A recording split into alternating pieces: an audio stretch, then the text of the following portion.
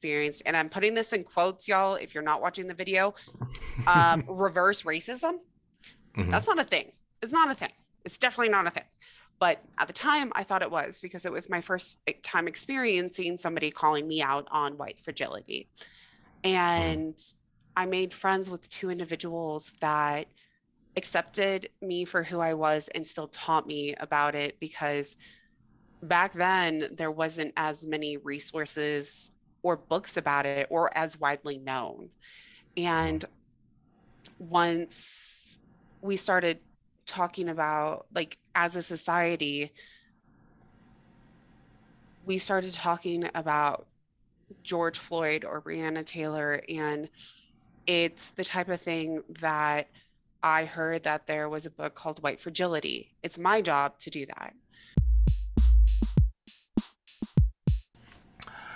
Welcome to another episode of What's Up with DJ podcast. I am your host, DJ, and each week I bring you topics about current events, career development, finance, holistic living, life hacks, and stories of inspiration and humor, all from a spiritual perspective.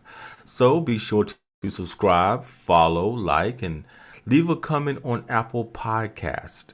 Your thoughts, opinions, and comments are always encouraged and appreciated. With that being said, let's get right into the show. My guest this week is Jenn Junod. Jenn is the podcast host of Shit You Don't Want to Talk About. As a child, she suffered solitary confinement, physical abuse, mental abuse, sexual abuse, rape, divorce, abortion, cutting, and suicide attempts. Her turbulent background has forged a path to help those suffering, ignored, and silenced. Her podcast discusses racial bias, generational trauma, mental health issues affecting the LGBTQ community, and more. She seeks to break the stigma around conversations from shit you don't want to talk about into shit to talk about. Thank you for joining me. Thank you, DJ. I'm so excited to be here. Yet that's always how when I have a guest on my show, I'm like, am I excited to talk about this shit? Or, yet it's like I think I'm more excited about like that human connection and the good conversation. Yeah, we had a conversation yesterday and it was already, like, oh, this is going to be great. This is going to be a great conversation, because I love the openness that you have. And, unfortunately, we live in a time where people just want to stick with the surface things. And one thing that podcasting does is, you get those great conversations that you're not going to get in mainstream media. Yes, yes. And I would say I always felt like such an outsider or a failure with not being able to just stick with the shallow conversations while out and about and in networking or even making friends in school. I'd always want to talk about the real shit. And I would be Hmm. such Hmm. an outcast for so long. And now I finally learned how to channel it. And when I introduce myself as saying, yeah, I have a podcast called Shit You Don't Want to Talk About, then people just like start opening up. Like they tell me about all the Hmm. random shit in person now. And I'm like, so this is what I had to do my entire life. I should have done this when I was like 10. Yeah, you find your tribe. I had one gentleman named Joshua Berglund, and he said, you find your tribe through your truth. And that's what you've done. Mhm. And what you're doing as well. Yes, yes. So, And it's, so go ahead. oh, go ahead. Well, I wanted to first talk about, I mentioned a lot of abuse in your introduction that you've been through and that you survived through. I'm glad that you're in one piece right now, you know. Me too. And I yes. So I definitely wanted to just ask you, how was you able to overcome a lot of those challenges? Maybe there are some of those challenges that you're still trying to resolve. Yeah, and that's a great question. A lot of my childhood and a lot of the things that happened would be one right after the other. So, Mm, solitary confinement was about the age of 2 to the age of 8.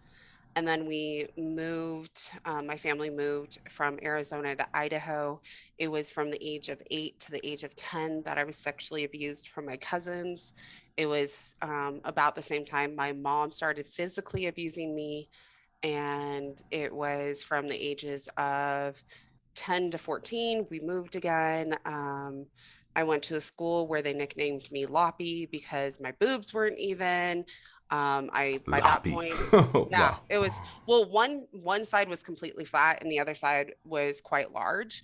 And that was the way they nicknamed me. So it was not awesome with like Ah, everything else going on. And it kids can be was so cruel. they can, and I don't even understand it. Like, why? Um, and then it was after that becoming very promiscuous because I thought that that is how I would find love, and Hmm. it definitely wasn't. And there was also a sprinkle by the time I'm a senior in high school, there's a sprinkle of created homelessness. And then also, that was when I was raped, was my senior year, and my sprinkle in a little suicide attempts and self-harm. And but they always, it could seem like everything was happening at once, but one was right after another. And in my Hmm. mind, it was always like, well, and this is like little kid, like, I it wasn't even a conscious thought, but it's better than where I was. So Hmm. Hmm. moving to Idaho, and yes, I had to deal with my cousins and the sexual abuse. I wasn't stuck in my room for weeks on end. I wasn't having Hmm. holiday, like my dad wasn't having pool parties where I wasn't invited, and my best friend would run around the house to try to talk to me because I wasn't allowed out of my room. So it was slightly better than that because they lived on a ranch and I got to name a goat Spot. He was my goat until my uncle ate him, which makes me very sad. I did that's what I How does remember is goat taste? I don't know. I don't know. I was very sad about this. Um, but So what age was that when that happened? around the age of 10. 10. Okay, so all this has happened by the age of 10. All of everything that I've talked about is by the age of 18. But Okay, yeah, okay, it's started, the majority of it started when I was about 2 is the earliest I can remember, okay, or asking my mom about it now that I okay, can remember. okay. Because I'm just trying to get an idea of, because you were saying things are happening right after each other, and I was trying to get an idea of what age this happened, what age that happened, because something happening at 2, something happening at 10, and something happening at 15 and 18. They all will have different impacts on your psyche depending Hmm. on what has happened at what age. Hmm. So these things are happening one after the other. You got you said your mom is physically abusing you. Your father have you in solitary confinement.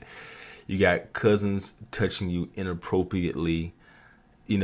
So you got kids calling you, we said lumpy, loopy, Loppy. loppy, Yeah, loppy, Loppy. Loppy. sorry to loppy, loppy. So I'm just trying to get an idea of when these things are happening, and when are you able, and you're doing also at this particular point, I'm assuming the self-harm is coming around what, 15, 16, Hmm. 17? Close to it, yeah. Okay. Yeah, yeah, because that's usually when you're starting to process, like, okay, and I've been physically abused myself, and when you're a kid, you don't really think about it in the context of this is something that's horrible shit that's happened to you. Hmm. But then when you become to a level of understanding sex, you go, oh shit, that didn't supposed to happen, Hmm. and then you start processing all that, and then it can turn on you, and obviously it turned on you. So what age were you when you began to be able to process this in a healthy manner? Probably not even till like the age of 24. I was not Wow. processing a lot of it in a healthy manner because uh working on better timelines. When I started my period for the first time at the age of 10, which most humans that have a female reproductive system will start their period around, the age 14 to 17, unless they have like puberty blockers or something like that. So I started mine quite early.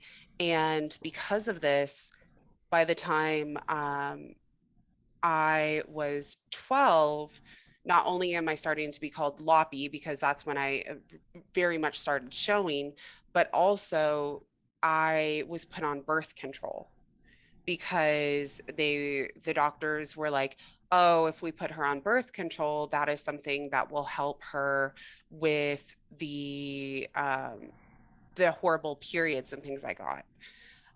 I'm mentioning this because birth control is something that really can affect someone's hormones and also stunt hormones. And then by the age of 14, my mom convinced the doctor that I needed to be on antidepressants, which, mentioning the birth control and mentioning I'm 14 with an antidepressant, that's a really bad mixture to begin with, especially back Yeah. then.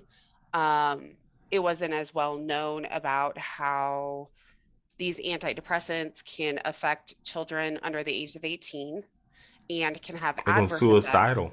Yes, as well as I am bipolar type 2. And those who are undiagnosed as bipolar, it can also have adverse effects. So, like, for example, I'm not awesome at doing any kind of drugs. Like, I would love to be like that person that could just like chill and not check in and be like totally like enjoying that side of life. Yet, I have the opposite effect that most people do. And so I bring them back to the antidepressants because by that, So that makes you more hyper, or you said because usually people do weed or whatever. It's supposed to mellow you out. And I had a friend tell me about there's sativa or some kind of different kinds and different mhm, strands that cause you to be hyper. Others cause you to be. So yeah. for you, what does it do for you? And that's different. No matter how much weed I smoke or eat or anything, I have ruined quite a few holidays for my friends, uh, Mm. because I cry and I think the world is going to end. That like you take a Okay, level okay. like paranoia, like it's going to happen no matter what. And I think everyone hates me. That's also what happens if I drink too much because all of this trauma shows up when I'm inhibited, I think is the word I'm looking Okay. for. Yeah, that's And perfect word. so, just bringing it back a little bit, when I was 14, I start taking these antidepressants, and I'd already started going through a lot, like even up to the age of 14. And I'm on my fifth school, sixth school, within, just elementary school, junior high, and high school. I was moved around quite a bit. And the guy I was dating convinced his parents that we should go back to the school we were just at. And so I convinced my mom to let me go back. And the day we got back, he broke up with me. Ah, And Jesus. I didn't have any friends at the time. My mom, like, I would come home and there'd be times my mom would get mad that I didn't realize that the laundry soap was out and she would shove it into my stomach. And a lot of times when that kind of thing happened, it would push me down the stairs, or I would fall back and hit my head on bookcases or get punched in the face. So it was a lot of, I truly felt so alone. And I also felt that Mm, the entire world was my fault mhm. because Was your mom also diagnosed or undiagnosed as bipolar as well? no, actually, and I'm seeing her behaviors over the years. I don't think she is necessarily bipolar. I think she definitely has some depression. And but I'm not a doctor Okay. by any means, but seeing the type Mm-hmm. of trauma that happened to her from the sperm donor, my dad. Uh-huh. Um, Mm-hmm. Mm-hmm. I could see basically my dad taking it another step back. My dad isolated her from absolutely everyone. So, and he was doing the same, like physical and emotional abuse to her. So, Mm-hmm. in turn, it wasn't like she instinctively was like, I hate my daughter or anything like that. It was, Mm-hmm. he was basically being trained of that's how you treat someone. Mm-hmm. So, Yeah. it's And definitely, I'm sure she probably picked a man that reminded her of maybe her mother or her father, who's probably abusive. yeah. Yep. You Yep. know, so and this is so. Could we discuss yesterday about generational trauma? Right, we talked Yep. about how this stuff is generational patterns, right? How Mhm. this stuff is sort of passed down from generation to generation, and because I just, you know, I blame my parents for things too when I was a kid, and you know, my parents believed in corporate punishment as well, or what is it, that corporate punishment, what is it, you know, whatever, the state, you know, will electrocute you or whatever. Yeah. Well, you know, they didn't electrocute me, but you know, they believed in punishment, you know, beatings and things like that, because their parents beat them, and before then their parents beat them, and whatever they picked up they hit you with. My parents didn't, you know, beat me with irons and hammers like my grandfather beat my uh, uncles. So they felt like they were doing me a justice by not hitting us with lamps, or you know, or a broom or something, you know, Mhm. but still, you know, being whipped with a electrical cord, you know, is child abuse, you Mhm. know. And so this is sort of passed down, this thing of you know, beating your child. And I think about it now, I would never, you know, want to pick up something like that and hit my child with, or hit any child with, you know. So I'm listening to you and your about your mom, and I'm thinking, oh well, sounds like the stuff that she was doing to you had already been done to her or was happening to her in real time at that time. And that's a great call out. That's something that it uh my partner now actually asked me of why was it so easy to forgive my mom and not forgive my dad? Mm, Because with my mom, there is cause and effect. There are things that, and she definitely grew with me as I was going, my life is miserable. I don't know what I'm doing. I'm dating all the wrong people. I can't make anything happen at work. And I started going to self development courses that I was starting to learn more about myself. And I'd share it with her, and she started growing with me. So my mm, mom, I honestly talk to her like many times a week, sometimes multiple times in one day. And where my dad is is quite different in the fact of he is a narcissist that gaslights other beings. Like my mom and I have taken the time to try to take like those online tests to be like, we think he's a psychopath. any of the doctors that I've seen for psychiatrists or therapists is yes, it does sound like he's a psychopath, yet they can't like say that without seeing him, going Right. through that. So, Because what I've heard is that in narcissistic personality disorder, there's overlappment with a person who is a psychopath. mhm. Being And that a psychopath may not exhibit narcissistic personality disorder behavior, but a narcissistic personality disorder is a psychopath. yes, because there are, I can think of one, I don't remember the gentleman's name. He was on the Jordan Harbinger show, and they were talking about that somebody that actually researched psychopaths Mm-hmm. was actually a psychopath.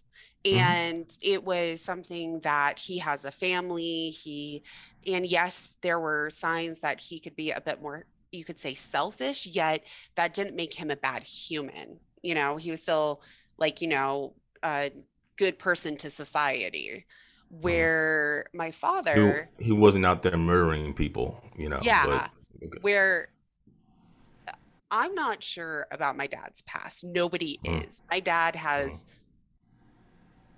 my how to say this, something that I go into meeting new people in the world, and especially those I get in relationships with or become friends with, I've learned to see how long of other friendships they have. Do they Mm-hmm. have other long-term friendships, or do they have long-term good relationships with their family? Because sometimes having a giant family doesn't mean they're going to have a lot of friends, because their family's their friends. And my mom did have long-term friendships, and my dad worked very hard on destroying those friendships, yet I would hear about them every now and then. I would see them every now and then growing up. There is not a single person I have heard of from my dad's side of the family or my mom since marrying him that my dad has a consistent person in his life.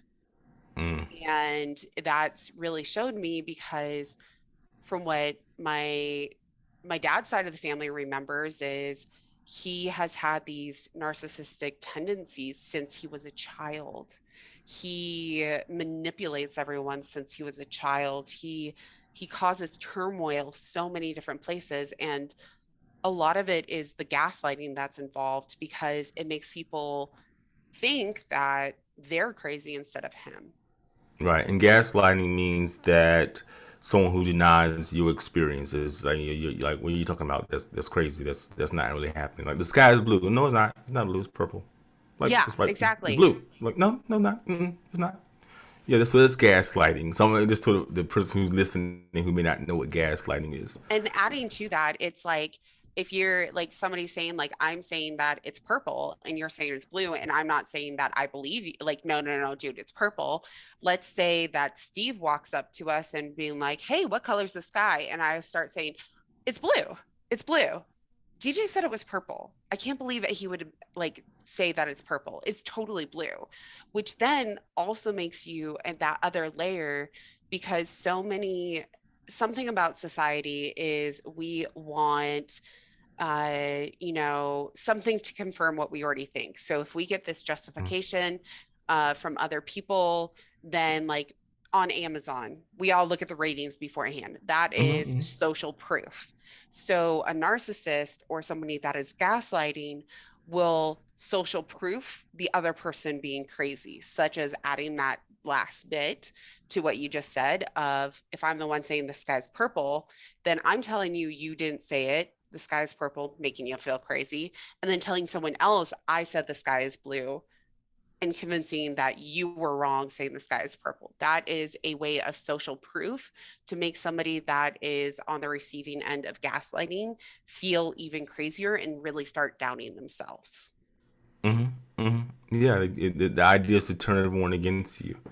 you Mm-hmm. know and I've known people who, like I say, you can't. I don't want to try. I'm not a psychologist, not a therapist, not a I can't diagnose anyone, but just reading about, I had a great book I read some years ago called Malignant Self-Love, which talked about narcissistic personality disorder and all the I think it's DSMs or DSVs. I can't remember what the different terminology psychology to do to diagnose these personality disorders. But it did go into a lot about a lot of the behaviors of it, because I just kept attracting narcissistic personalities in my life, and I'm like, why do I keep attracting these individuals? And then I dated someone who definitely was, and I called him out on it, and he kind of like, you know huffed it off. He didn't say it wasn't true. He Hmm. just said, "Oh, you've been reading." Like, that's not the response that I was expecting. So all in all, I got that book because I just started trying to find out what it was, and because I had read the article and then I found the book, and I began to say, "Oh my God!" I began to see like all these patterns that were there. That then, so when I start inviting new people in my life, I knew what to look for. Like you said, you look for people who you ask to find out if this person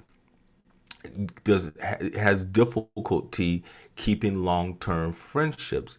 And for you, if a person doesn't have long-term friendships, that's an indicator that something's off about this person. And for me, I look for like little signs in narcissistic personality disorders, and people that are, that have those issues, is that they treat people that they don't know with they're constantly trying to get validation from them.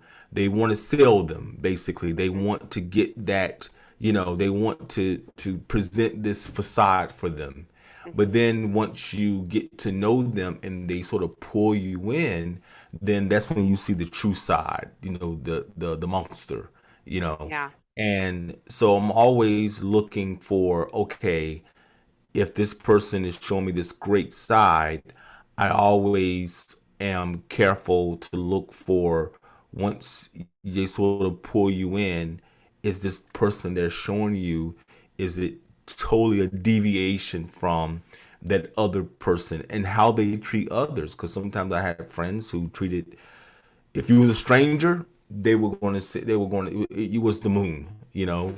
and you got, when you they felt as though you loved them, or they had you sold, or they got you now, whether you bought, you drinking the Kool-Aid, Yeah.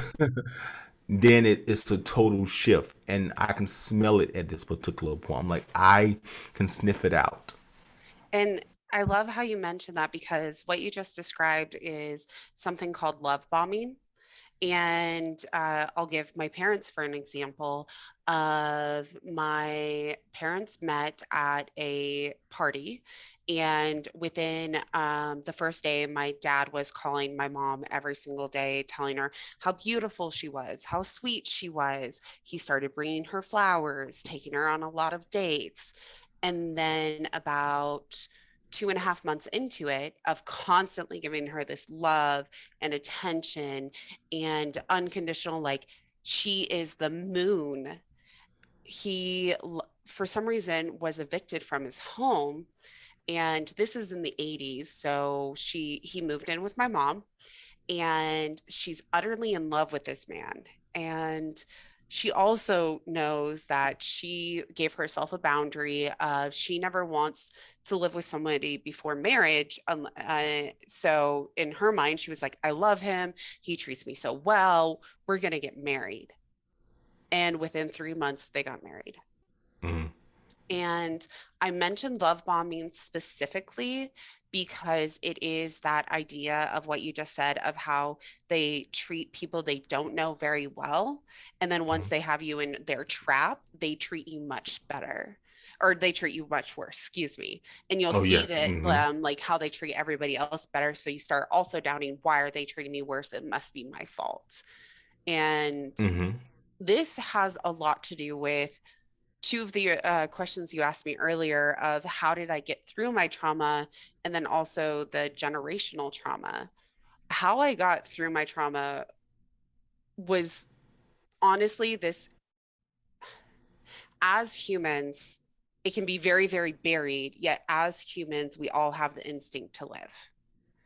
Now, I say that, and I swallowed over 300 pills, Mm, and I should not have woken up that night. I should not mm. have been awake the next day. And And what age was this? 15. Okay. And it was a few months after one of my best friends died. And I woke up laying on my back with vomit absolutely everywhere. And my mom came in, was like, "You're sick again. Okay, I'll call you into school." I didn't move out of my bed for 5 days. So she like made me go downstairs to lay on the couch. And she saw how I was passing in and out of consciousness at that point, that Mm, she took me to the ER, and they said that they told her I probably have hepatitis C. And I'm still passing in and out of consciousness. And hepatitis C isn't a sexually transmitted disease, the way I've been explained. That I believe it's more like a common cold, like a virus, like something that can be okay. passed around pretty easily. And she went to call the guy that I was dating and his family that just broke up with me 5 days ago. And I told the nurse I swallowed the medication, and they did blood work and found that I needed a liver transplant or I wouldn't live. Mm, And by morning, because I lived in a smaller town, they were planning on life flighting me, but they couldn't get the airplane or the helicopter. I was fine by morning. No idea why. And it was at that point that I chose to never take an antidepressant again. I mean, I do now because I've have found that I can, that's a whole nother story, but at that point it was the best thing I could have done for myself. mm. Well, taking And an antidepressant at 15 or 14 and 15 and doing it, at in your 20s, I'm not sure what age you are right now, I wish you I was know. in my 20s. I really like that idea. No, I I don't. am I am an 80s baby, and Okay. that makes me 34 now. Okay, well, I'm 44 and I do not want to go back to my 20s at all. Like, like Yeah, I I mean, survived it. yes.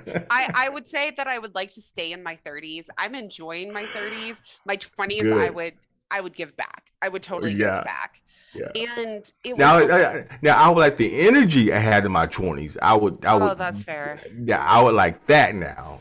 My, That is fair. where I was at mentally, no. That I But 100% agree with. I 100% agree with that. Google, but you were saying, go ahead. That it was, I was still going through a lot of shit, yet I found a partner that really helped me through a lot of it. And his family worked on helping me through a lot of it. It definitely, we weren't a long-term match, yet he changed the trajectory of my life in someone that loved me for who I was, instead of this love bombing that I was taught that I should deserve, of what my father did to my mother, what I would see him do to so many people. He's what I like to call a failed con artist. I went to so many different schools because he would start working somewhere and then get fired. Mm, So failed con artist because he didn't con anybody into anything good. yeah. And so it was, I was 19, and this guy I met when I moved to Colorado at this point. He was in the Marines, super buff. His mom died the year before, and he was like, "I'll take care of everything. Don't you worry about it all, anything." And even before we got married, he had a very grody porn addiction. Like, porn addiction is one thing, but like the type of porn he liked was just disgusting with animals. Um, Wow. Oh. Yeah. And then it was like I back then was not, I mean, I'm still a little clingy to any of my friends. They'll tell you I'm a stage five clinger. Yet for him, it was, I saw him flirting with this girl at school because I kept having to pick him up at this like technical school he was going with. And I'm like, I just had a really bad feeling about it. I will say I went through his phone. It's not the greatest thing, not my proudest moment, yet I found how much he was flirting with her and saying things like, I wish I could have two girlfriends, or I wish that I could, you know, sleep with you and my fiance would never find out, and that kind of stuff. And I should have seen the red flags. Mhm. Um, Yeah, you're not going to see them because at 19, you're still in the mindset of attracting those individuals because we all try to fix our parents, right? That's mhm, what we're trying to do, in our teens and our 20s, especially in our early 20s. We're trying to fix our parents, and mhm. we pick our our significant others through trying to do that. Like, I can't fix mom, I can't fix dad, so project, I'll fix you. So Yeah. And I honestly felt like with all of these red flags, like he went AWOL from the Marines 2 weeks before our wedding. And that is a very, very serious oh yeah, I was in the Marine issue. Corps, and that Yeah. is And that will get you in the brig. Yes. yeah. And I still went through the wedding because I was so terrified that I would be alone for the rest of my life. Nobody would love me the way I'm supposed to be. And we were married for 2 years, and it was him getting a puppy that would poop and pee everywhere. It was him just doing like quitting multiple jobs without even talking about it. And I feel like if you're in any type of like intimate relationship, like you're living together, those type of situations, like even if you have multiple partners, like that involves everybody. Like that, you don't, it's not a single choice if it's going to affect other people. Hmm. And I went to go take a Taekwondo class, and I used to take it in high school. And I was like, I could afford this if I didn't have to pay for everything he did. And I also started becoming a WoW addict, a World of Warcraft addict. And everyone there was telling me how cool I was. And I'm like, I'm cool? What? Hmm. This is weird. And he would tell me how horrible I was. And so when I got home from Taekwondo, it finally clicked. And I was like, you have 3 hours to pack your shit and get out. And that was And at what the age age? What of age? 22. 22. Okay. So it was at the age of 22 that my life really, really started changing. And I started looking inward to see what I needed to change to make myself happy. And that helped me find that I need to break the cycle of what was put onto me. I need to let go of what I can't change. Like my dad is never going to change. He's always going to be a psychopath. So I've chosen to no longer have a relationship with him. Hmm. It's sad to say, but I probably won't see him again until he's in hospice or at his funeral. And that's a choice I had to make to protect my energy. Yeah. And it's been a lot of inner child work, of going through courses that had me go back and as my adult self, like a meditation that you're like, go back as your adult self to help your child self through something. Hmm. So it was me going back when I was in solitary confinement, telling myself, hey, I'm here with you now. You are not alone. You have someone going through this with you. It'll be okay. And going through each of those steps that really made me realize that by sharing my story, I can break the trauma that my mom ended up going through. Yeah. And I can, by on my podcast, like having guests come on to talk about this shit, because these are what cause generational trauma when we keep it to ourselves. and Yeah. Yeah. because we act it out instead of figuring it out. And Mm-hmm. there's one thing that you mentioned of earlier of like, how did I get through it, or something I'm still struggling with. Mm-hmm. And I'm personally still struggling with the sexual abuse. I wish I was over it. I get really mad at myself for not. I actually went to my first virtual group therapy last night, and I had to quit 30 minutes in because it got too much, because my trauma in my head, my trauma is from so many years ago. I should just be over this shit by now. And they're talking Mm-hmm. about trauma that happened to them in last 6 months, or like last year or something like that. And it's it's something like, I have a podcast called Shit You Don't Want to Talk About, and I still feel Mm. like I can't figure out my own shit. And yet that's how we are. We are humans. We're all going to be showing up on different levels that we can help each other out with. And I mention again about the hormones of our bodies all need different things. Like, I'm personally about to change my birth control because I have the insert in my arm, and that is a birth control that gives your entire body hormones, where there's different types of birth control that can only give localized hormones that should also be able to help. Because when my partner goes to even cuddle with me, I freeze like something's going to happen again. Mm-hmm. Yeah, because it's like the cellular memory. It's like, it's in your, cellular memory, and it's, this. And when you said earlier about, you're the girl who's talking to, here's the podcast of shit you don't want to talk about, and she's having difficult talking about the shit that she's been through. So it's the irony there, right? Like, oh my god, I'm doing the very thing that I'm trying to stop the world from doing, right? So it is a little bit is ironic, right?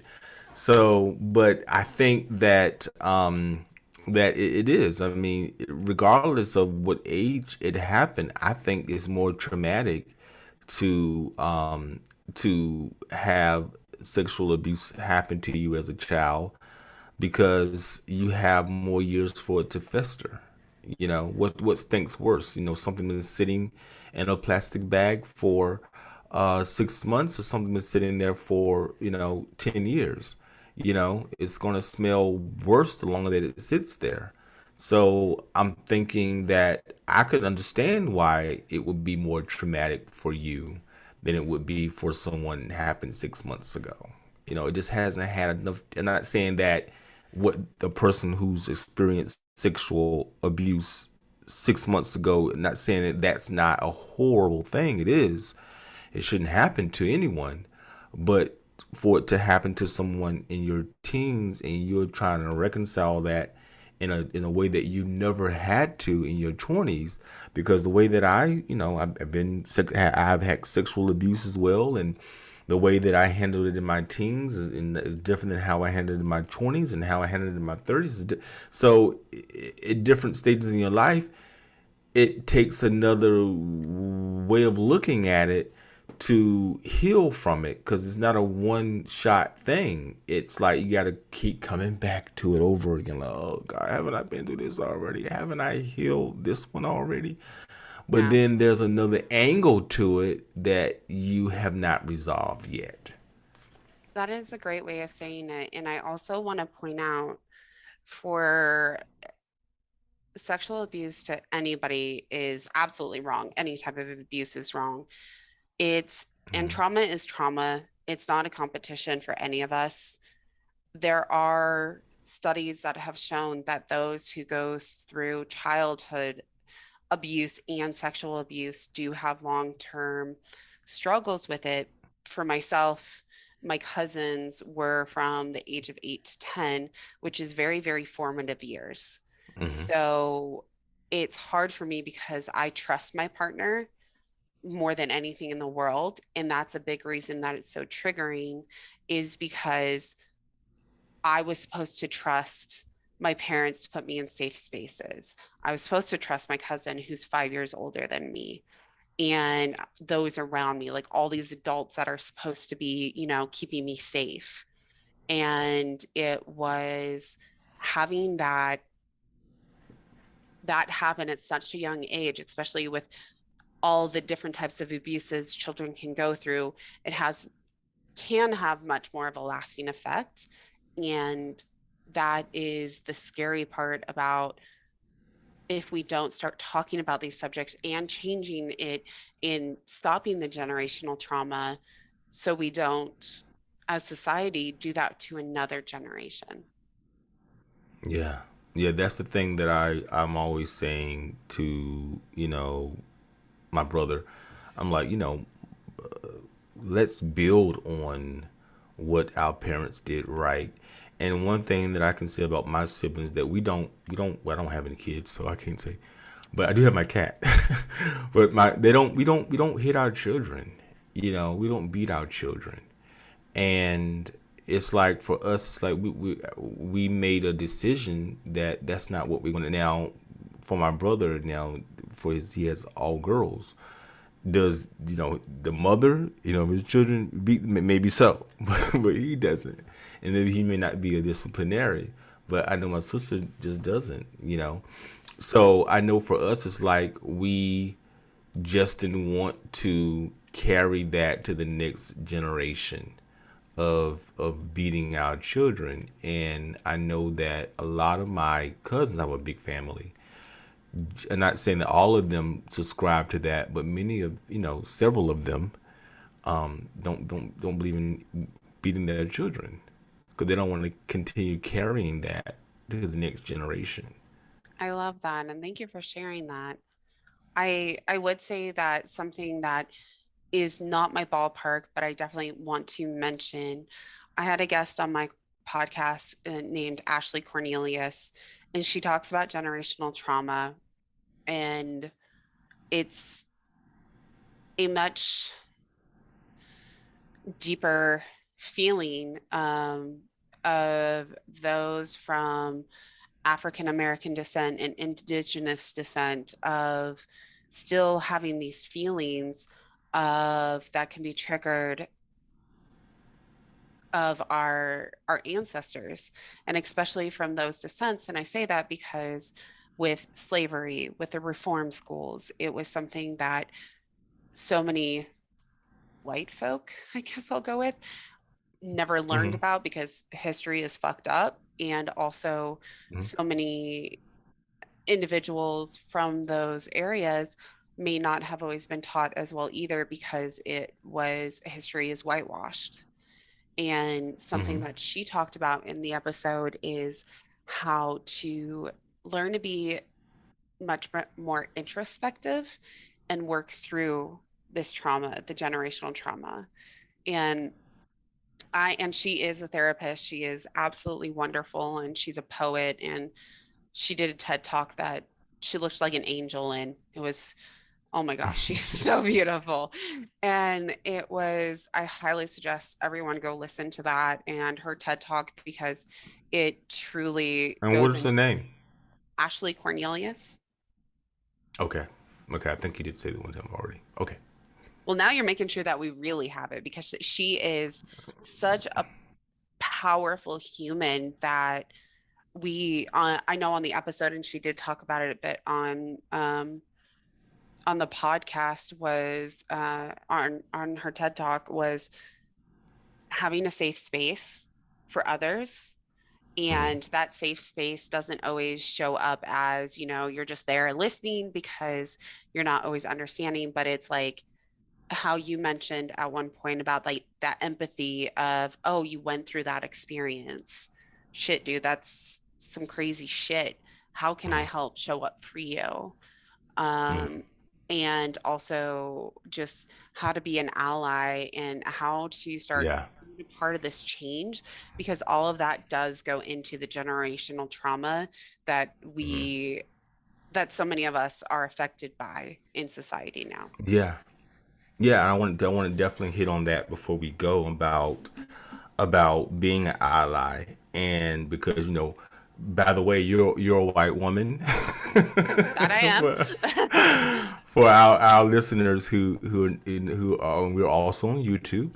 If you want to actually see our beautiful faces. But being that so as being an ally, how do you know? And a question I asked you when we doing our first conversation we had was, about being an ally and supporting. Maybe you're straight and you have a friend who's gay, and you see yourself as an ally for that particular gay friend. Or let's say you're a white woman and you have a black friend, and you see the struggles they're going through, and you see yourself as an ally for the issues that they're are presented with, and they're working to rid the world of. So, and we never got an answer. Like we never like settled on anything in terms of our answer on how do you become an ally, or how do you sufficiently be an ally. But I can say just maybe through support and compassion. That's what I think. But maybe you might have a different answer. I think, and thank you for that. I think it's a great question. And I think support and compassion are some of the aspects that go into it. Um, I think something that, especially since 2020 with Black Lives Matter movement, I heard so many white individuals specifically saying, well, I have a black friend and they don't say I'm racist. Or when we introduce someone specifically of, oh, well, this is my gay friend. Mm-hmm. That is, that's almost putting these individuals that we care about on a pedestal, that they are our token something.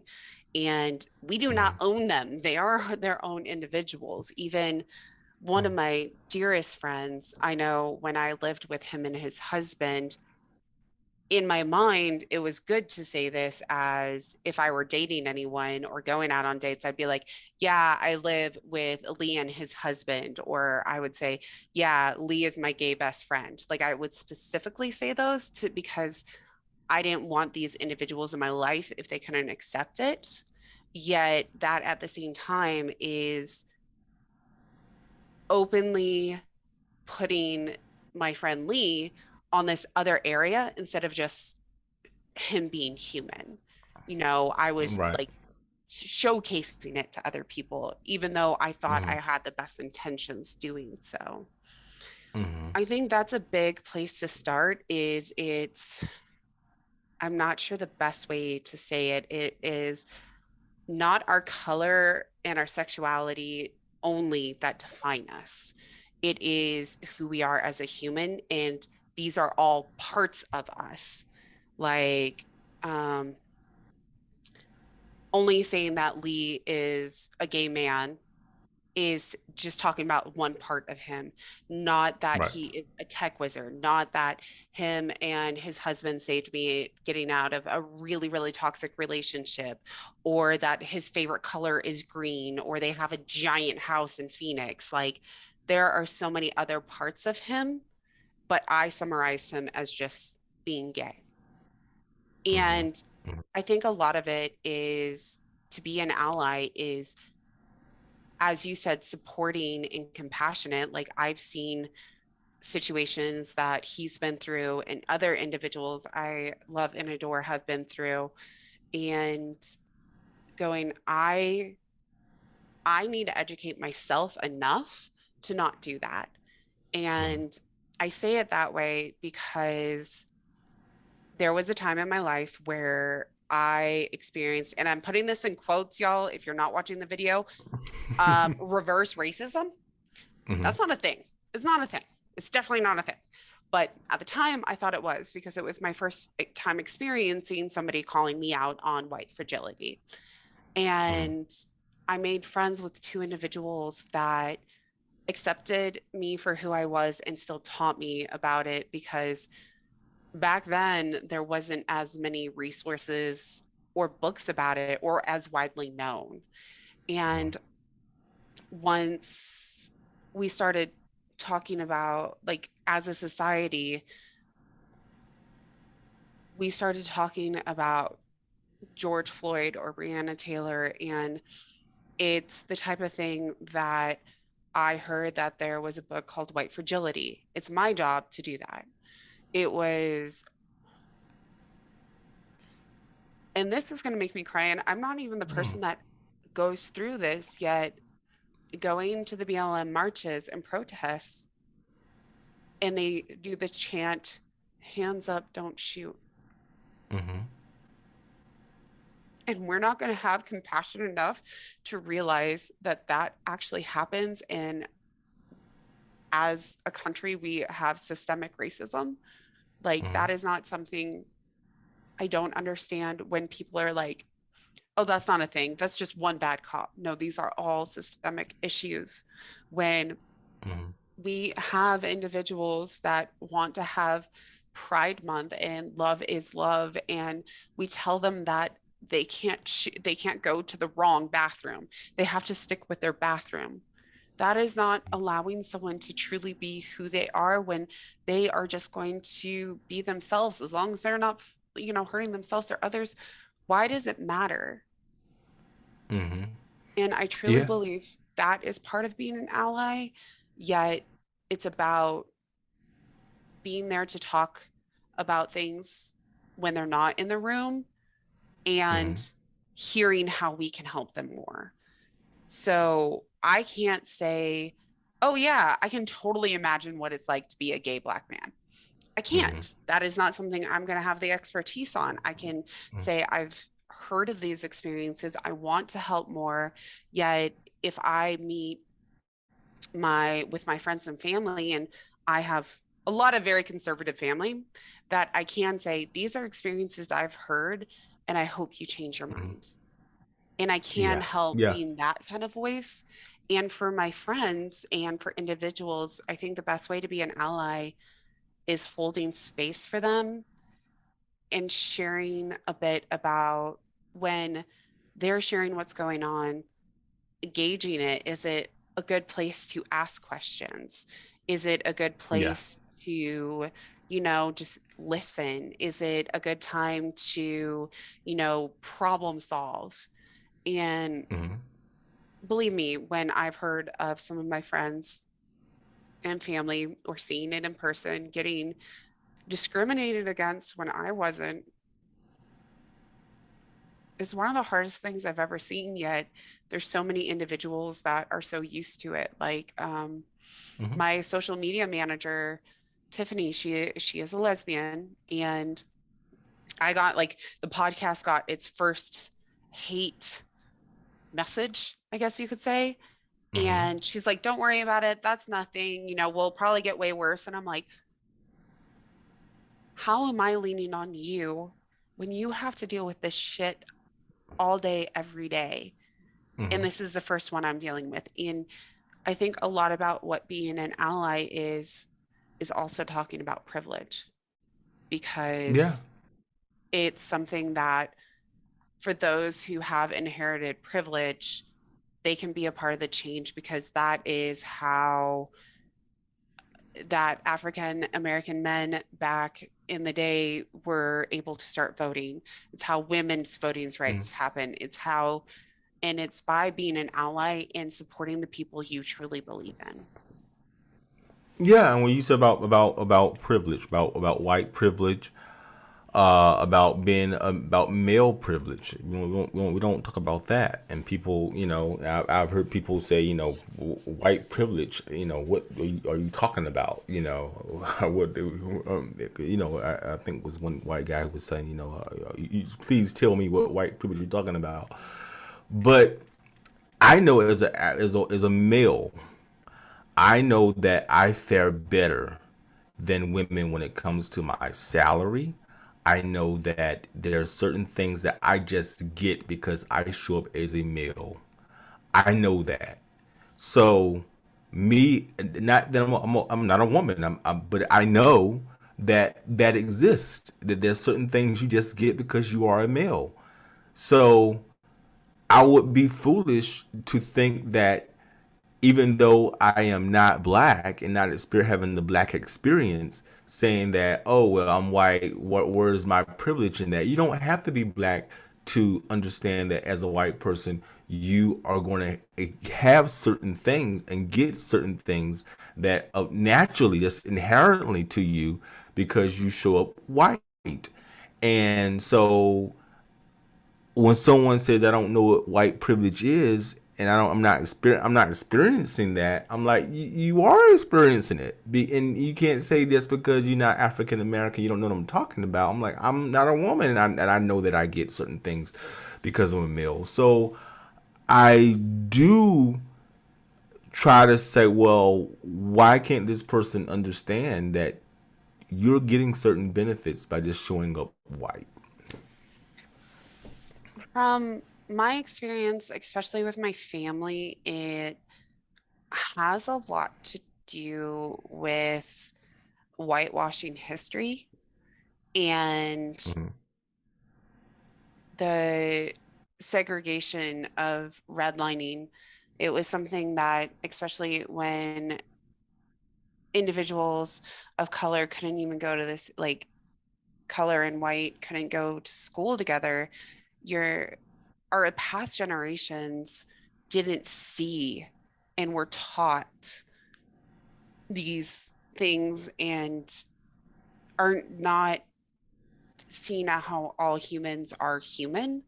And I think a Mm, lot of that has to do with the fact that they were taught this and they're, growing up in their generation. And it's, yes, it's that segregation part, but even those who were born after that, it's not being exposed to the difficulties people unlike them have.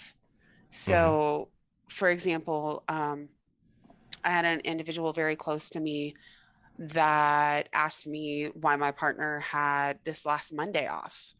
And I said it's Juneteenth, or it's the day, the federal holiday to celebrate Juneteenth, because Juneteenth landed on a Sunday. And she was Mm-hmm. like, well, what is Juneteenth? Why is that a holiday? And I was like, in 1865, that is when African Americans were emancipated from the Union.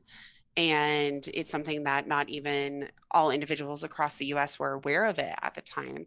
And we needed Yeah. to start, like, it should have been I think it's a better holiday than 4th of July, but that's my own personal preference. Mm-hmm. And this individual just argued with me about it, of it's not important. Like, that's just a made up holiday. And I was like, oh God, okay. Like, I'm just your family. We're just gonna, like, I got to learn Let what's it worth go. fighting for. Yeah. And what battles are worth it and the impact of the Mm-hmm. change it's going to be. And the next day, they forwarded me an email that said, hey, I got this email from the Republican Party. And they said all the same shit I said. And they suddenly were like, oh, Juneteenth is a really important holiday. I'm just like, Uh, but yeah, I well, think, that's the thing. I didn't even realize. I mean, I've heard of Juneteenth. I did a podcast about that some episodes ago, about when last year when they first, because I listened. One of my favorite comedians is Paul Mooney, and if you like Paul Mooney, you may not like him. He is abrasive, okay? Very abrasive. He's dead now. He died, I think, last year. And it's the first time that I have heard of Juneteenth. And I'm not going to do the joke because I do it badly and it'll sound horrible. But I might just insert it in. but but he did his joke about Juneteenth. That's the first time that I heard about it, about Juneteenth, you know. And he it was some joke about, I think it's some, this is an old show, but I'm not gonna do that joke. Not gonna not have to edit it out. But he did this joke, and then so when they finally made Juneteenth a holiday, the truth is, many African Americans, they're like, "What is that?" You know, and so it was something that many were like, "Don't like, we don't." The people who know about it are passionate about it, but then it's like it's that big divide. Like, if you know about it, you're passionate about it, but many aren't, don't know what it is. So like, what is that? So even in the African American community, it was sort of confusing. Like, we have bigger fish to fry. Why are you focusing it on, giving us a new day to be off from work? Which, everyone I talked to today worked on Monday. So, Oh, damn. yeah. So it's like, it was confusing for many African Americans. But what's great about it that I've seen this year is it created conversations around Juneteenth where we had conversations about Galveston, Texas. We had conversations about, celebrating that this happened. And even though we had the proclamation, all that, and that wasn't enough to Yeah. get people to say, hey, you're free. Someone, it took more than that. So I thought it was great this year that we had a conversation about it across the country that we typically a layer that we don't typically have. And I think as we continue to move forward, I like to think that as we move forward that we will people will be willing to dig a little deeper and really understand that our country has had some really tough spots.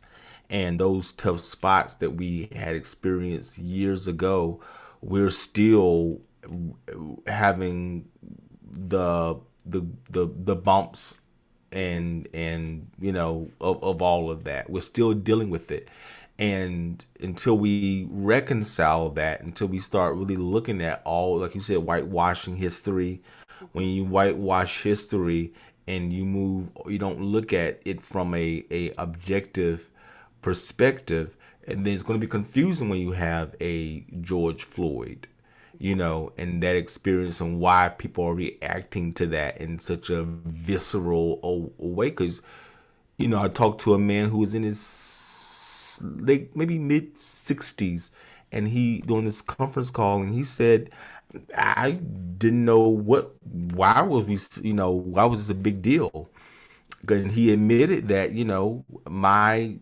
I'm watching a lot of black movies and black documentaries for the first time, and he just was told to stay away from. Like, oh, don't watch that. Don't even pay.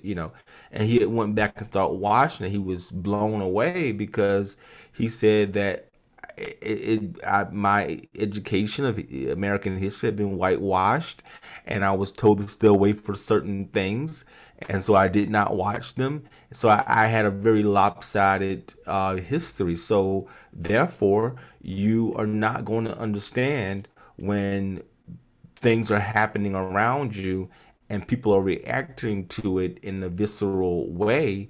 Like, why are they doing that?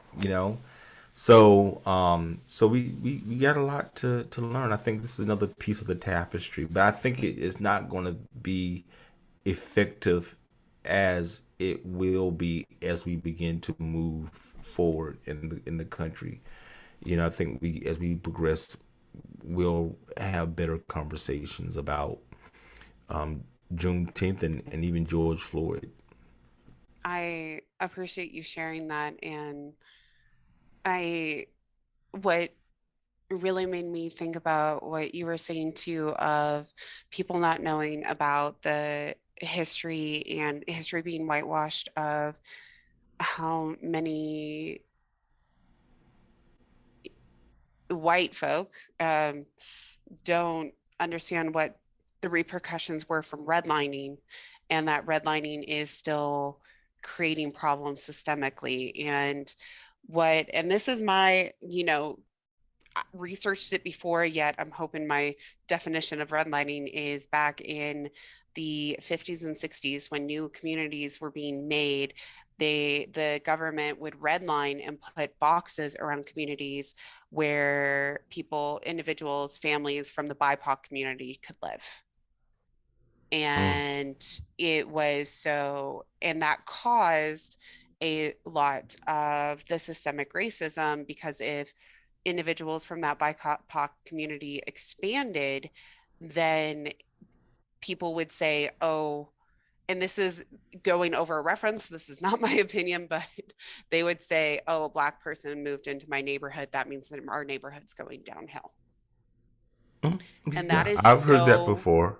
that is so ingrained from originally from redlining that it was taught to Hmm. us that people need to be contained in a certain box. And that is still Hmm. systemically punishing individuals that it's like, why can't people see that those are issues that we need to change? And the police reform that was finally really talked about with George Floyd, and it's our duty as an ally to do our research on this. It's our duty as an ally to, you know, not put that intellectual and emotional burden on people that we want to support. Right. Exactly. I totally agree with you, in terms of everything you just said. Because, if you're going to be an ally, then the only way you can be is educating yourself. And but compassion, and I think compassion will get you through so many doors. I just think compassion, compassion, compassion, compassion, because even if you don't understand something or you didn't get that history lesson, I think still compassion will allow you. I may say, I don't understand. I don't know what you're talking about. I haven't had that experience. But because I have compassion for my friend, I see my friend hurting, maybe I should find out more about that. Maybe I should try to understand what's going on in their mind and their perspective. I may not necessarily agree with it, but I see my friend hurting. So that's all that should matter in terms of being an ally and being supportive to your friend, you know. And I think that's all that really matters. I mean, I don't even have to. You don't like. I'm not saying as my ally you need to go out there and do a whole big African American history lesson, which would be great. But I am saying that if you see that your friend is hurting and something's going on there, and through compassion, we can learn what's going on there, even if you don't necessarily agree with you're not going to agree. It's just not going to always happen. My belief is that no one agrees. We all just sort of decide to agree to disagree silently. I think Oh, everyone has their own perspective, everyone has their own world, yeah. and it's amazing to me when we agree on something. Yes, yes. And to that point too, and I think something that just talking about supporting and having compassion is y'all, we're gonna fuck up. Doesn't matter Hmm. mean if it's you're the ally, you're the person that needs an ally. Like it's not a clear cut like, hey, this is how to be an ally. Here you go. It is Hmm. you feel through it. And you don't always know when you need Right. your friend, when you don't need your friend. There is it's all a very bumpy road. Yeah, it's all very nebulous, and but that compassion thing will get you so far. It'll get you. Yes. It will heal so many wounds, and but we need to do that, and I don't think that we are not taught to have compassion. We're taught to disagree. We're taught to tear each other down and say you're wrong and I'm right, and it's not healthy. So I'm glad that we had this conversation, that we dug under the hood, which is awesome. And we definitely hit all our points that I wanted to hit. And I got to understand, about the trauma that you've been through and some of the aha moments along the way that you go, okay, let me figure this out, because I'm tired of I don't want to pass this crap down, because you're going to have children one day, and you're going to want to make sure that they are better than you, and you want to make sure that they don't carry to your grandchildren some of the crap that you had to go through. So like you're trying to learn these lessons now, so that when you create children, you are passing down some positive cycles, you know? Real quick on that, and I like to think about it like Oprah or Mm-hmm. Betty White. Neither one of them have children. Mm-hmm. At least last time I Googled it. If Oprah has kids now, y'all like just like tell me. But I say that as they both do we're doing for Betty White. We're doing so much good in the world and stopped like there's this book uh I believe it's called Who Did This to You? Or What Happened to You? And Okay. it's an amazing book that Oprah partnered with someone on that she talks about some of the trauma that she went through. And she worked so hard on herself so that way she could show up for other people. And yet she's Yeah. influencing so much of the world and the next generations without having children. And I Yeah. mentioned that because I'm probably never going to have children. We might adopt one day. Okay. There's like so many other body issues to talk about, yet it's Mm-hmm. Mm-hmm. something that Yeah, I don't have any. I'm 44. I don't have any children. I don't have any plans on having any children. I'm just like, nah, I'm good. yeah, yeah, exactly. And it's we're breaking it for our own children or for other children. Yeah, yeah. I have many adults who I see as my mental ease, and so I said I don't raise children. I raise adults. I love it. I love it. So how do we find your podcast? It find us on social media. It's the easiest way to link to everything else. It's shit, the number two talk about. So shit to talk about. And the biggest reason it is that is because podcast is named shit you don't want to talk about. And we need together to change these stigmas into shit to talk about. Yes, yes. Is there any other thing you wanted to mention before we go?